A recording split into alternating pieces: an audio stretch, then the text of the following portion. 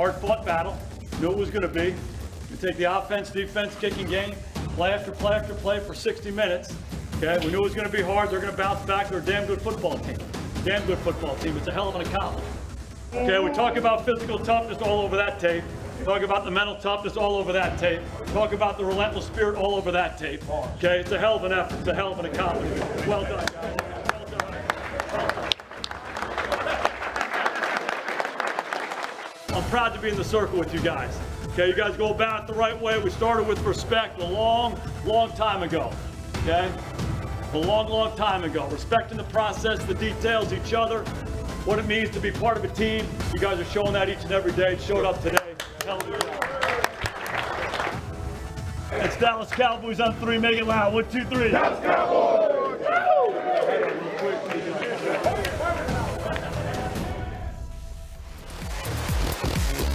Welcome in, Cover 4. It's still Victory Monday out here, right? Late on Cowboys Saturday, so what? Get that round 1 win. They'll be headed up to LA this week. Taylor Stern, Dave Hellman, Jesse Hawley.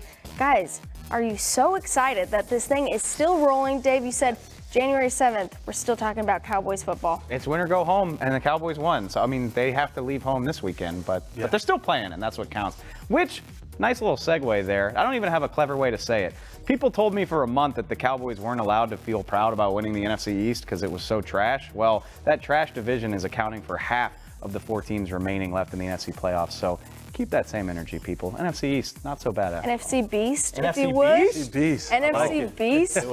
I like, well, for the Cowboys, I said going into the game, they had to be alignment and assignment sound. Well, they did that. According to Pro Football Focus, they did not miss a tackle on defense. Talking about the leading rushing team in the NFL and having one of the most elusive quarterbacks in the NFL in a guy like Russell Wilson. They came to play, so that's why we're still talking about this team playing on January 7th. You coached them up, Jesse. Carson. You got them ready for Yeah, it. I got them ready to go. Chris Carson knows they didn't miss any tackles. All right, let's talk about keep it 100 because these guys did that, Jesse. You're right. They kept it 100, and you have to start with Dak Prescott, the QB1 who led them to victory, got over that playoff hump because everyone was doubting his chances in the postseason. What were your thoughts on Mr. Prescott's work? It was vintage Dak. That's Vintage Dak, I like that. That's Dak Prescott right there. He is not the prettiest quarterback, but he damn sure might be the gutsiest quarterback. 3rd and 14, game on the line. Oof. 16 yards, literally like just cut through the defense like butter, drops a dime to Michael Gallup, had some nice throws, had some throws he'd like back. Got the job done at the end of the day. Like, that is Dak Prescott. I like to use a phrase that Jerry Jones always used. When he talked about not being pretty, he goes, sometimes the baby is ugly, but that's our baby. And Dak Prescott sometimes can be ugly through 3 quarters. Yeah. 3 quarters and a half, but when it comes time to make a play, he has seemed to come up with the most huge, biggest, monumental plays in those moments in the fourth quarter to help his team win. And that's why, again, we're still here talking about the Cowboys on Monday. Pound for pound, the best player on this team, probably Zack Martin, 5 All-Pro nominations in 5 seasons, says there's no other guy I'd rather have as our quarterback. That carries a lot of weight for me. When your best player says that, yeah. And we'll get to that more in Sound Off. And I like that you talked about some All-Pro guys because you have to talk about your All-Pro running back in Zeke Elliott. Had a great game again. I was ready for Zeke to get that 210. He didn't quite get there, but he was close enough. I thought Zeke played well. When you're in the playoffs, like Zeke said, you eat with 2 spoons, baby. No, man, this is what Zeke does, man. Give him the ball. I've saying this since week 1. The ticker starts at 25 with this guy. He gets better as the game goes on. He wears you out. He wears you out. He wears you out. And then he breaks one. He is arguably the best running back in the National Football League. He can give it to you between the tackles. He can run on the outside. He's now catching the ball out of the backfield. Zeke Elliott is the guy, is a catalyst for this team. If they're going to continue on, he will be the reason that they do so. I know we showed it where he bounced outside. He did have a couple of long runs. The thing I love about Zeke in games like this is he's just steadily bashing you and wearing you. Yeah. Like, it's not, he didn't have an 80-yard run. He just steadily worked them all the way through, and it paid off in the fourth quarter. On the other side of the ball, you have to talk about Demarcus Lawrence, D-Law, the lead leaguer. Oh, guys, Hot Boys start with Demarcus Lawrence, end with Demarcus Lawrence. His performance on Saturday night, it's not going to show up in the stats, but what he did was he was just right there on Russell Wilson. I said it all night, and we know Demarcus Lawrence is a pass rusher, obviously. He got the double digits again this year. Dude's a stud in run defense, too, and pursuit. He makes plays down the field when he's not involved behind the line of scrimmage. He helped keep Russell Wilson in the pocket. Just an all-around beast. I know all four of us on this show want to get him his money. Got to wait till the playoffs are over. Give him his money. Well, this is one guy in DeMarcus Lawrence. He's shown you this year that I'm a little bit more than just a pass rusher. Yes. He has jumped up in every other category: tackles for losses, pressures, hits, all the other things, and he's kind of synced in sacks. So it shows you that he's just not after the sack numbers, but he's a complete football player. He can tackle you in the run game. He can tackle your quarterback in the passing game. He is a menace and someone defensively who this team looks to. He is their on-the-field leader. He is their locker room leader. He is just overall one of the leaders of this football team. Absolutely. Well, it's crazy to think we're going to be watching the college football playoff national championship tonight. Yeah, Leighton Vander Esch was playing college football last year, not this far, but now he's going into the second week, and Leighton Vander Esch, 10 tackles, just an absolute wolf hunter on Saturday. You can talk about him being young no more. When you play the amount of snaps, when you play the amount of snaps that Leighton Vander Esch has played at a level that he's played, you grow in age tenfold. I mean, he has gone from being a rookie to almost a seasoned veteran, and the time that he started this season to where he is now. This team needs him. This team looks forward for him, and he's able to go out there and make many plays all across the board. To have he and Jalen Smith going out there, man, it's something sweet. I like it. I like it. Well, I'm bummed Lindsay's not here to say talk of the TZ, but you guys just have to say it. Talk of the TZ. Yes, it was the talk of the town. Cowboys get their third playoff win since 1996. You're going to be talking about it, but fortunately, we have to go with what everyone is talking about, Allen Hurns, and the injury that just left the press box completely silent. The whole stadium, man. I mean, like you see him catch the pass. He gets 14 yards. He's hurt, and then you see the replay. Yeah. I mean, if you saw it, I'm sorry, and if you haven't seen it, you don't need to. Gruesome. Wish him the best for well, he sent out the tweet to let us know how he's doing, and he's doing much better, guys. The immediate surgery Saturday night. Just feel bad for him. We'll see him in 2019, no doubt. Jane Slater, very cool get that she had with the little boy Luke McSwain, who sent out this letter after he saw the Allen Hurns injury, and he got to FaceTime with. But you guys know that is who Allen Hurns is. Yeah. That is the guy he is through and through. That's pretty sweet to have that kind of interaction with one of your players that you felt sorry for, an NFL player in general. But for him to do that on the kind of like literally a day after he just went through on meds, probably. Yeah, on meds, probably. Yeah, I would hope so. That's pretty sweet, and shout out to Allen Hurns for doing that. Yeah. Well, DeMarcus Ware knows what it takes to get to a Super Bowl. Just did it 3 years ago, and he sent out this tweet. Yeah, nice job, fellas. On to the next, because that's right. You have 2 more games that you have to win or go home. So D-Ware knows, and he knows it probably is exciting as it is, like this dancing fan. We have to watch right now. I wish it had been D-Ware doing it. Well, D-Ware was on Dancing with the Stars. We know he can dance. Honestly, for somebody's dad, this guy's got moves. Like I turned on this video expecting to be really disappointed and disgusted. The guy can move. Like, good for him. If we're being all the way honest, he has rhythm to be a mid-aged white man. That's what I'm saying. I'll say it for you. He probably drove a minivan full of kids to that game, and he can move like that. To be about a 50-year-old white man, and he had the shoulder movement going on. He got it. He got it. That was nice by him, man. Well, I know you guys are impressed by this guy, but we got to talk about number 4 quarterback. Is Dak Prescott set in for the future? Has he proved himself enough for this fan base for the Dallas Cowboys? That is coming up next.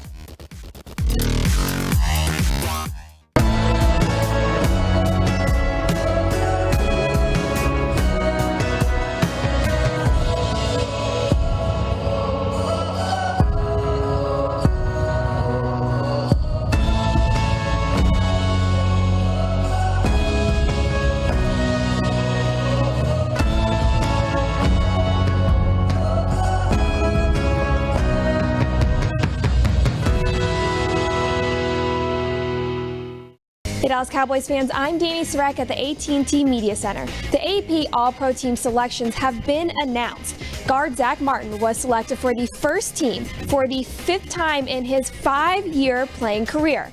The second All-Pro team includes cornerback Byron Jones, running back Zeke Elliott, and rookie linebacker Leighton Vander Esch. Coming up, the Cover 4 crew will look at the Rams All-Pro running back Todd Gurley and compare his style to Elliott's. How will history define us? The perfect size? Perfect hair? Every box checked? No, we set the tone. We are works of art.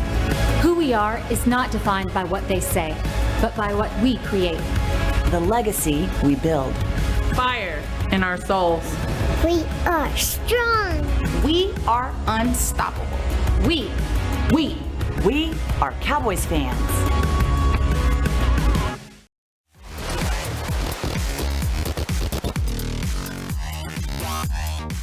Can we talk about the way this guy fought on third down, running it for 16 yards to get the first down and then set up the touchdown? I mean, what were you thinking when you saw him take off? It's simple. He's a grown-ass man. That's what it is. That's how he played today, and he led us to this win. I think Zeke said that you played like a grown-ass man. Do you feel like you played like that, or how did you feel like you played? I feel like I'm a grown-ass man just in general. So playing like it or not, I'll take the compliment. The love they have for each other, I love it, and I'm just an outsider looking in. He is a grown-ass man. He is. I mean, obviously he knows, just in case anybody else didn't. They're just besties forever. But, guys, I'm assuming you would choose Dak Prescott in these next questions. Yeah, because we're going to go to this or that. These guys are heated up, ready to let you know who they would choose. Basically, we're going to compare the different players on the Rams and the different players on the Cowboys. So we'll start first with QB1, Dak Prescott or Jared Goff. Give me Dak Prescott every single day. I'm sorry if that makes me sound like a homer. I've just watched this guy do these types of things too many times. 14 game-winning drives, 8 fourth-quarter comebacks. I haven't seen that from Jared Goff, and he's going to have an opportunity. He gets to play in his second playoff game this coming weekend against the Cowboys. I'm not convinced Jared Goff has that clutch gene that just people like to talk devil's about. advocate. A lot of times you don't see Jared Goff having to have fourth quarter comebacks because a lot of times the Rams are winning. They're so far in the league. But I agree with you. As of late, I've kind of gotten more and more on the Dak side of things. I know what Demarcus Lawrence has done for this team this year, but Demarcus Lawrence or Aaron Donald, ooh, it's a hard one for me. Listen, it's not a hard one. It's not a hard one. Demarcus Lawrence, we love you. Hot boys, we love you. This ain't a hard one. Give me the guy, 99 in LA, Aaron Donnell. He is the best defensive football player that we have in this league. 19 and a half sacks from the D tackle position. Was it 19, 20, whatever it was, from the D tackle position. Unreal. This dude is phenomenal. He is a menace to any offensive line, any quarterback. This guy is off the charts. Might be the best player in the league. Not Yeah. You're right. You're right. All right, Byron Jones or Aqib Talib? Ooh. I'm going to go Byron Jones on this one. Anyone agreeing with me, or are you going with the cornerback? I lean toward Talib just because he's done it for so much longer. Yeah. Been on a Super Bowl team. Helped win a Super Bowl. Has more of a nose for the football, I think. Like, Byron, 2 career picks, just 1 this year. We're nitpicking here. We are. We're nitpicking, but Talib's been doing it for a decade. I'll go with Talib. Probably lean toward Talib. Okay, a lot of people showed some controversial feelings on Friday when the All-Pro list was revealed. Yeah. Todd Gurley, Zeke Elliott. I'm going Zeke all the way. Now, Todd Gurley, yes, we know what a weapon you are, and you made Jared Goff probably look like a better quarterback. But Zeke Elliott. I don't know what to do. This might be the toughest one. I don't know what to do with this. Dig me out, bail me out. Todd Gurley had 19 touchdowns this year. Yeah. I know. One of the reasons why he was first team All-Pro was he had 19 touchdowns this year, and he can do it all. Like Zeke, he can run in between the tackles. Don't outside, you he's a think Zeke receiver. could have that many touchdowns in a better offense, though? Maybe. I do, and that's okay. He wasn't playing behind a musical O-line they had Gurley's got the better resume this year. But even when Zeke had his all-pro offensive line, he never had 19 touchdowns. 15 that year. 19. Okay. Gurley's got the better resume. I can't pick against Ezekiel Elliott and everything he's done for this team. I can't do it. I'm sorry. It's hard. We all pick Zeke. Just homer. move on to sound off. I might be out one homer pick right there. All right, sound off. My question for you guys: did Dak prove he's a franchise QB with this win over Seattle? I think, regardless of whether people want to hear this or not, I think he already was. Right. Your second playoff appearance, your 3rd straight winning record. Again, it hasn't always looked pretty, but he has gotten the job done. I didn't need to see him do that to believe that he is the long-term quarterback for the Cowboys, but it only adds to the argument that he should be. Now let me dack it up with some stats for you guys. You like that Hellman pun right there? Hit me. Yeah, he has 15 game-winning drives, most in the NFL. We've seen that. 13 primetime QB wins, most in the NFL. And 19 rush touchdowns, Jesse, most in the NFL. This is since 2016, including the playoffs. So, and that's has he done it for you? Realize there are not many franchise quarterbacks in the National Football League. So when you get a guy on your team that can lead you to victories and you feel comfortable with, he becomes the franchise guy because look out there. It ain't much more out there. And Dak is the guy. I'm not saying that he's just like, Yeah, you're not just happy with what you got. But I'm just saying there's not many franchise quarterbacks out there. And I put him in that category of he is the franchise quarterback for the Dallas Cowboys. The flip side of this whole thing is welcome to quarterbacking the Dallas Cowboys, Dak Prescott. You know this, but you're not going to win everybody over until you win a championship. It's a brighter spotlight. I guarantee you he'll start winning people over if he can get them into the conference title game, where they haven't been since 1996. Yeah. But championship or bust, that's the standard. I get that. But yes, he is this team's franchise quarterback. All right, moving to OT, Jess. We will get to the Rams more tomorrow, but big win. I want to say this, and I want to say this to the fans. Jerry Jones asked for you guys to be white out this week. I got a chance to be a part of the opening of the stadium in 09. Have not missed a game since 09. Been at every single home game. Last Saturday, you were at your best. This wasn't a wine and cheese crowd. You guys were the home field advantage, and it's because of you that this team is playing another game of football. Woo! Good point. Yeah, they deserve that too. Yeah.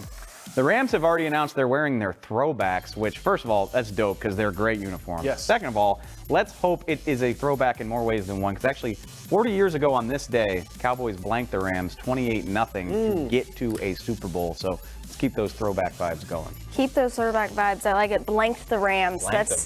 Just let them go. Yes. Don't think that's going to happen. Be back with us tomorrow, Tuesday. We'll get into all the Rams because it is a short week. Hey! Sweep the leg. There we go. Sweep the leg.